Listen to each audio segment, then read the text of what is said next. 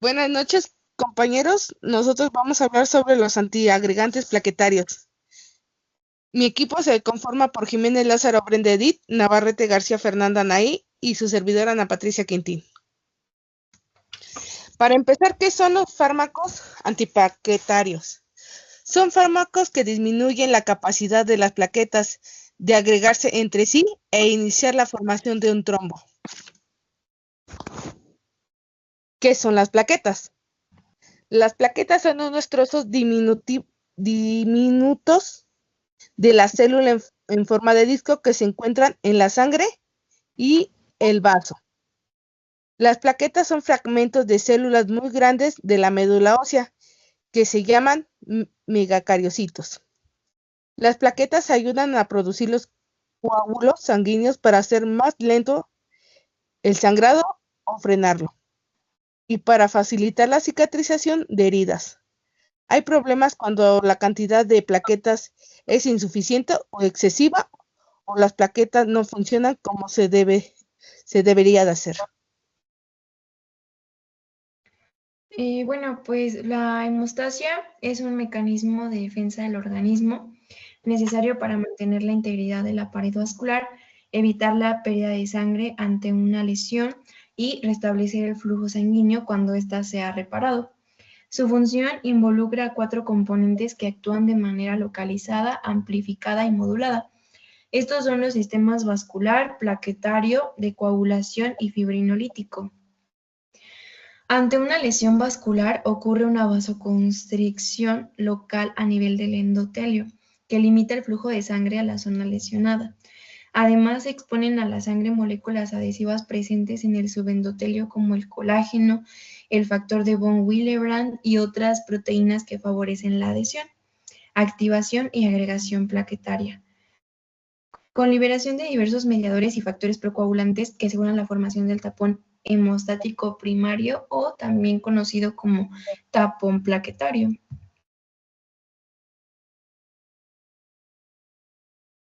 La hemostasia se va a dividir en dos fases, que es la hemostasia primaria y la hemostasia secundaria.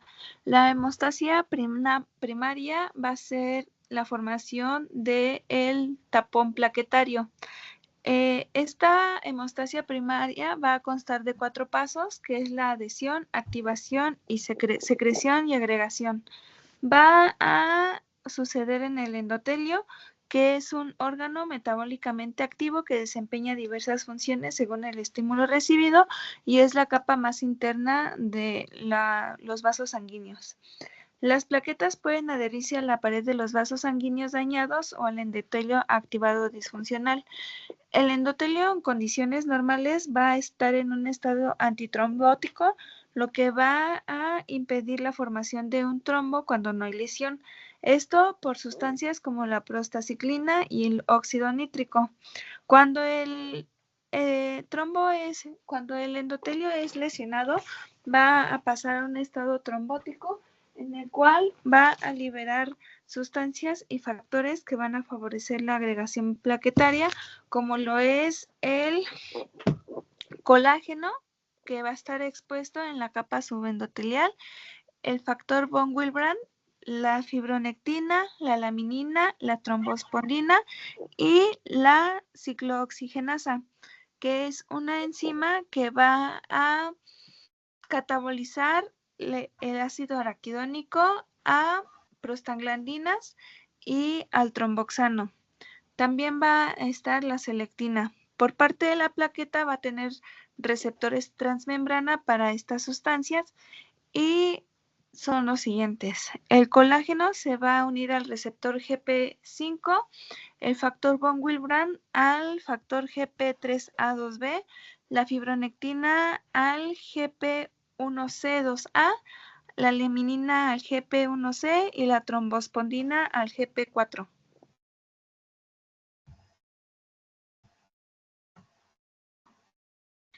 La fase de secreción plaquetaria va a estar dada por diferentes gránulos, que son gránulos densos, gránulos alfa y los lisosomas.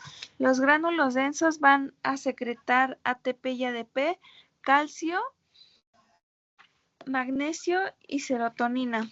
Los alfa van a secretar proteínas proagregantes, factor von Willebrand, el factor de crecimiento, proteasas y citoquinas.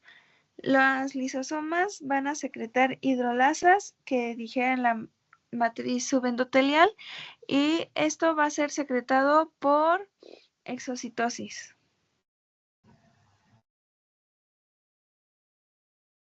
La fase de la activación plaquetaria va a ser la interacción entre plaquetas con células endoteliales y otras plaquetas.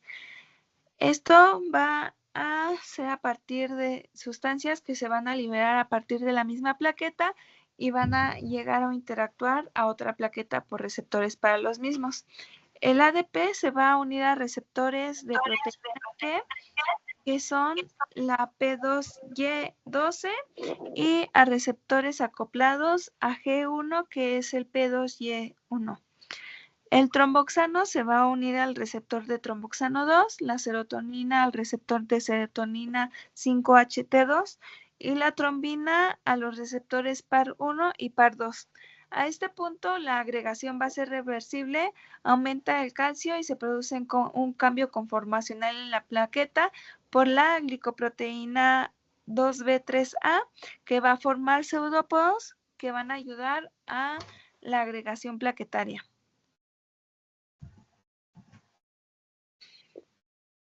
Después de que se produce este cambio conformacional de la glicoproteína 2B3A, va a aumentar la afinidad del fibrinógeno y del factor von Willebrand, que generarán verdaderos puentes entre las plaquetas, y esto va a formar la agregación irreversible.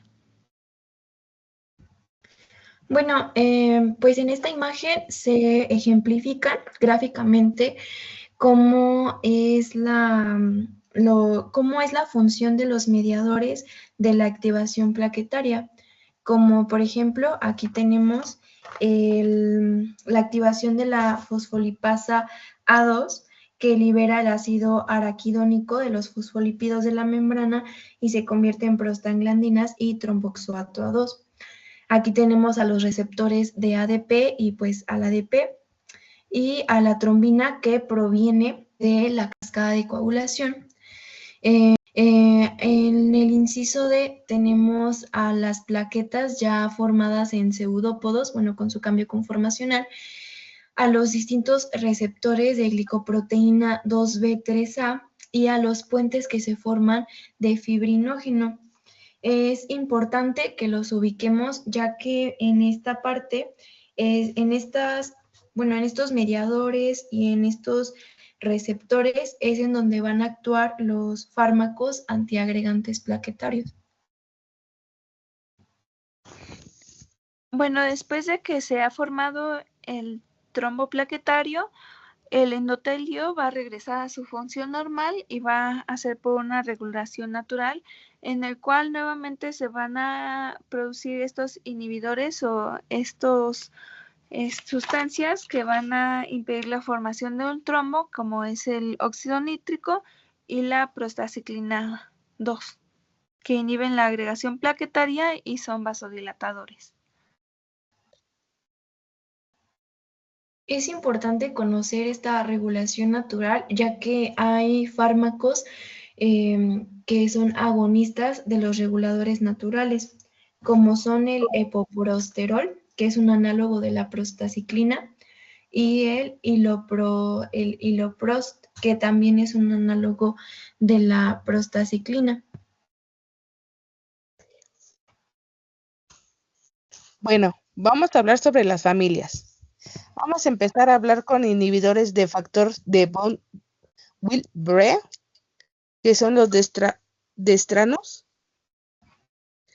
Hay otra familia que son inhibidores de la producción de tromboxano 2, como el ácido acetílico, acetil salicílico, indobutofeno, tribufusal, sulfinpirazona. Hay otro grupo de familias que son los inhibidores de fosfodiesterasa, como el piridamol, ditasol, pentoxifilina, silotaxol, trapidil, Hay otro grupo de familias que es antagonistas de receptores del ADP, como el ticlopidina, clopidogrel. Hay otros bloqueadores del receptor de glucoproteína 2B y 3A, como apximat, eptifibatida, tirofiban, semilofiban, orbofiban, loratifibán. Y hay otra familia de análogos de inhibidores naturales de la agregación, como es el epoprosterol y lioprosterol. Encontramos otra familia de igual manera, que son los antagonistas de PAR1, que inhiben selectivamente las acciones celulares de la trombina, como son los vorazar, atopazar.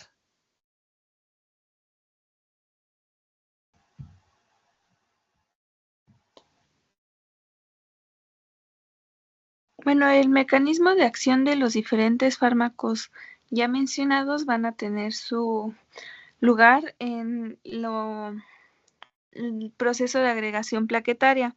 El ácido acetil salicílico va a inhibir la producción de la ciclooxigenasa.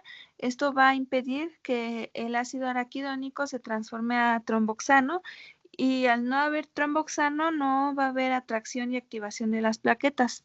Por otro lado, tenemos fármacos como los inhibidores del ADP, que estos se van a hacer análogos al ADP y van a ocupar sus receptores, impidiendo que se una e impidiendo que se forme la atracción y la activación de las plaquetas. De igual forma, tenemos fármacos que van a actuar a nivel de las glucoproteínas y van a impedir la agregación plaquetaria. Bueno, pues en este esquema tenemos ejemplificado los mecanismos de acción de todas las familias ya mencionadas, excepto de los análogos de inhibidores naturales de la agregación. Comenzando con los inhibidores de la producción del tromboxano A2, que puede ser la aspirina, el trifluxal, que inhiben la enzima ciclooxigenasa. Tenemos los agonistas de receptores del ADP, como, bueno, los más populares, la ticlopidina y el clopidogrel.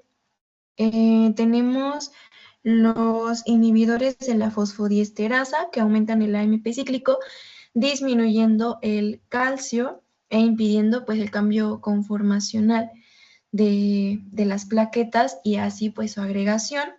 O, por ejemplo, los bloqueantes del receptor de glicoproteína 2B, 3A, que impide la formación de puentes de fibrinógeno. ¿Cuál más? Bueno, los antagonistas de la trombina, de los receptores de trombina PAR1, que, bueno, ya sabemos que vienen de la cascada de coagulación, como por ejemplo el vorapaxar o el atopaxar. Y me parece que es todo. Bueno, pues comenzando con el ácido acetil salicílico, ya sabemos que es un inhibidor de la producción de tromboxano A2.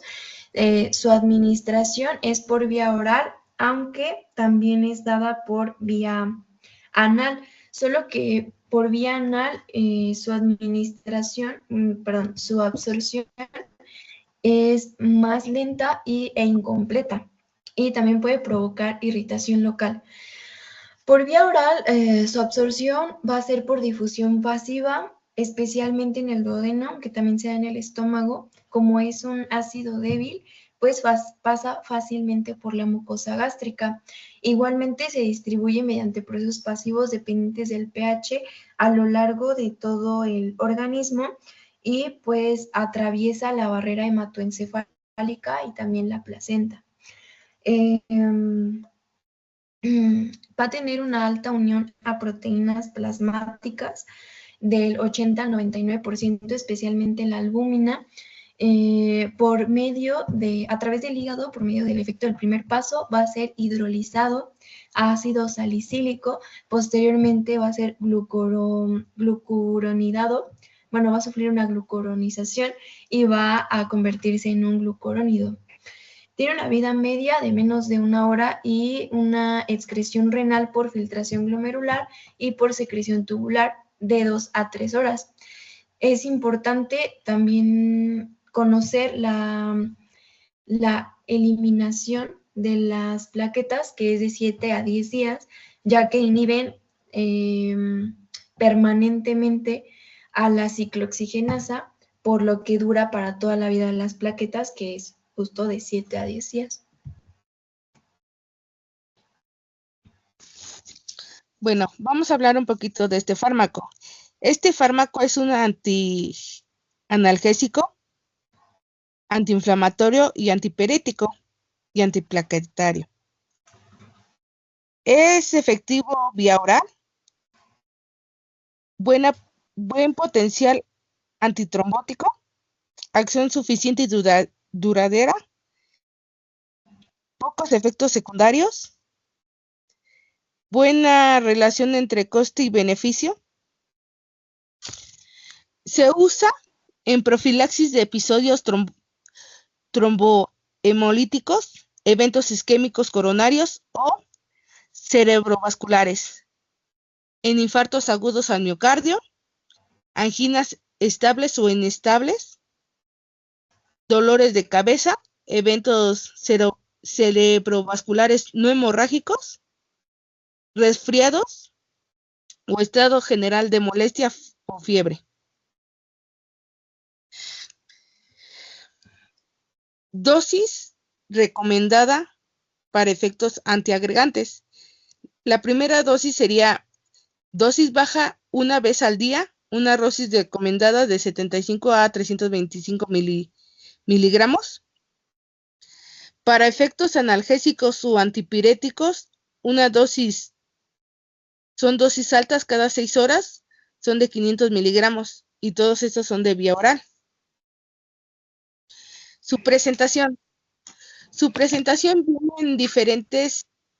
vienen en tabletas de 75 a 81 miligramos, de 300 a 25 miligramos, de 500 miligramos, o en comprimidos masticables para las personas que les cuesta pasar el medicamento, que viene de 81 a 325 miligramos, o tabletas efervescentes, que son de 500 miligramos.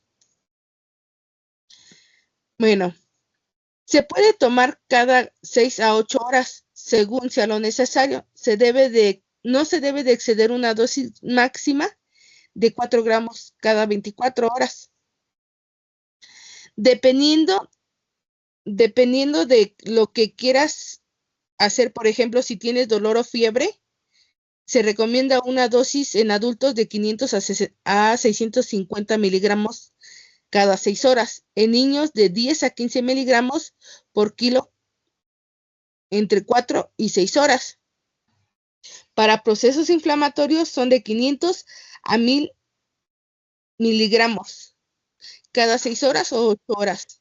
Su máximo es 6 gramos al día.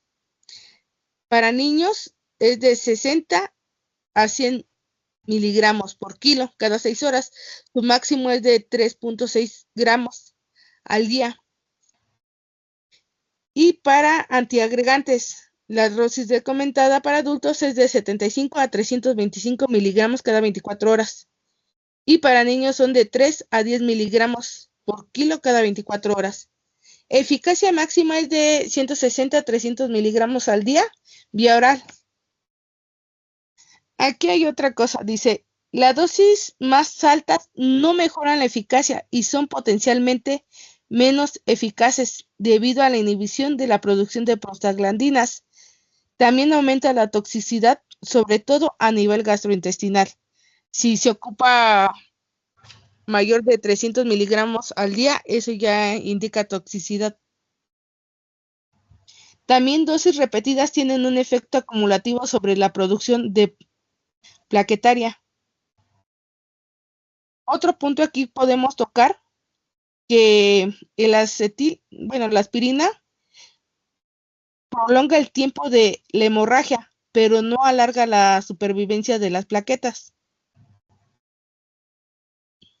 Bueno, algunos efectos adversos secundarios sería el rash cutáneo para algunas personas que son sensibles, hemorragia, dolor abdominal y, ¿cómo se llama? Para enfermos renales no es contraproducente darlo ya que se secreta por vía renal. Y en casos de sobredosis, cefalea o hemorragias. Bueno, el ácido acetil salicílico va a estar indicado para la reducción del riesgo de morbilidad y mortalidad en pacientes con diferentes enfermedades cardiovasculares, como puede ser la angina de pecho estable e inestable. Se utiliza para la prevención del tromboembolismo después de una cirugía o intervención vascular, por ejemplo, las derivaciones arteriovenosas, para la profilaxis de trombosis venosa profunda y tromboembolia pulmonar después de una inmovilización a largo plazo, por ejemplo, después de una cirugía mayor.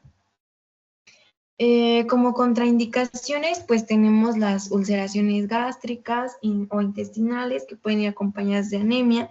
Esto debido a la inhibición por el fármaco de las prostaglandinas, que son citoprotectoras. El uso de aspirina, el uso de aspirina también debe ser evitado si el paciente consume más de 3 bebidas alcohólicas al día. Esto por el riesgo de irritación gástrica. Se debe de suspender su tratamiento antes de cualquier intervención quirúrgica. Como ya lo mencioné, pues la vida de las plaquetas de 7 a 10 días es el tiempo que se debe de interrumpir el tratamiento antes de alguna intervención quirúrgica. En coagulopatías como trombocitopenia o hemofilia, y en el trastorno de la deficiencia de la enzima GCSPD, que, bueno, es un trastorno que provoca la destrucción de los glóbulos rojos en respuesta a ciertos medicamentos, es hereditaria y se da mayormente en hombres. La hipersensibilidad a salicilatos o pacientes con asma, porque produce una fuerte broncoconstricción en la hipersensibilidad, reacciones de hipersensibilidad. En enfermedad renal, pues existe el riesgo de una reducción de la filtración glomerular en estos pacientes. Y bueno, en enfermedad hepática se debe vigilar también porque pues, se metaboliza en el hígado. También tenemos algunas interacciones farmacológicas de importancia, por ejemplo, potenciar los efectos de los anticoagulantes. En los pacientes con insuficiencia cardíaca congestiva o en algunos padecimientos cardiovasculares, los beneficios de los IECA pueden verse afectados por la acción de los bloqueantes de la ciclooxigenasa. Bueno, en este caso sabemos que las prostaglandinas tienen múltiples efectos como preservar la integridad del endotelio, el tono y la permeabilidad capilar. La síntesis de prostaglandinas mediada por la bradykinin, en este caso, va a ser susceptible a los bloqueadores de ciclooxigenasa como la aspirina, y pues en la insuficiencia cardíaca congestiva existe la activación de la síntesis de prostaglandinas, y entonces la síntesis estas van a intervenir en la actividad vasodilatadora regional y sistémica, en la atenuación de la actividad neurohumoral y pues contrarrestan la vasoconstricción inducida por la angiotensina 2, la norepinefrina y las endotelinas. Entonces, la inhibición de esta ciclooxigenasa provoca una pérdida de los mecanismos y pues el deterioro progresivo de los pacientes con insuficiencia cardíaca congestiva, en este caso. Y bueno, pues los antiácidos favorecen la edición del ácido acetilsalicílico.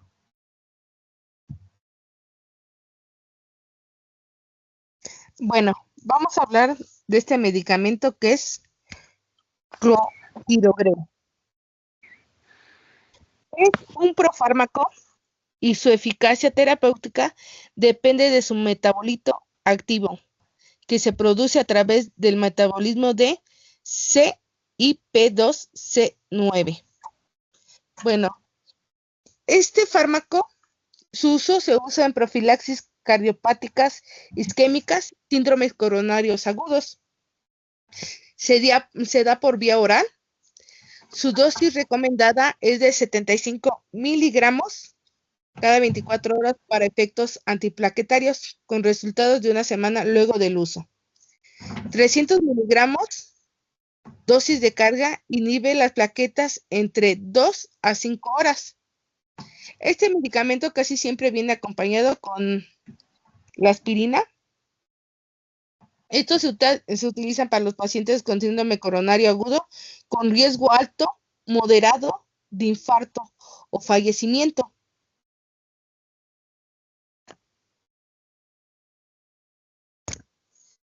El tiempo que se logra la inhibición máxima de la agregación plaquetaria por este fármaco es de 3 a 5 días. Contraindicaciones. Para personas con hipersensibilidad, infecciones hospitalarias graves o hemorragias patológicas activas como úlceras pépticas o hemorragia intracraneal.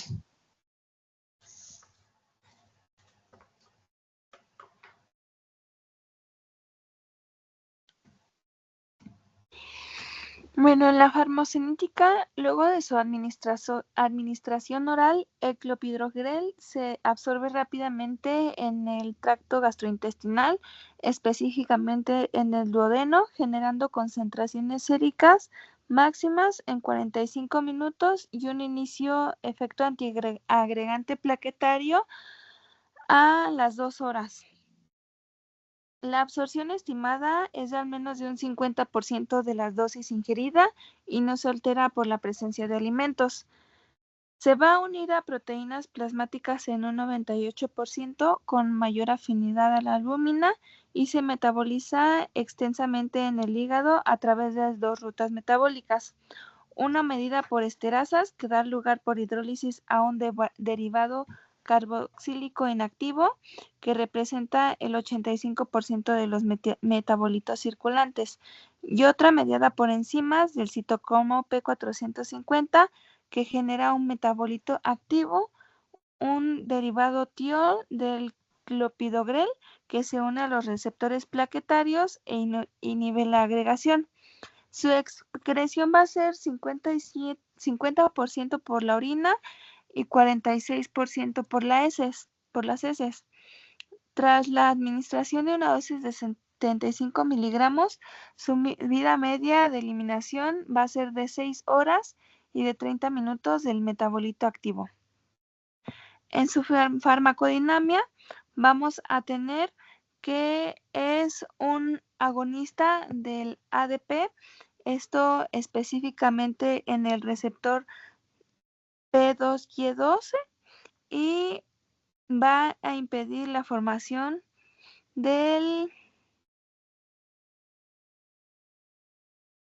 a impedir la unión del factor de von Willebrand.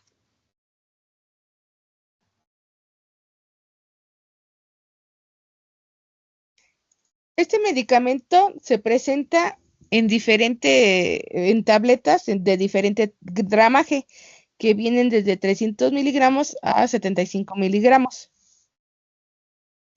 Efectos adversos y secundarios que puede tener este medicamento es el rash cutáneo, hematomas, dolor de cefalea, sangrado de la nariz o digestivo y diarreas. Muchas gracias por su atención. Eso sería todo.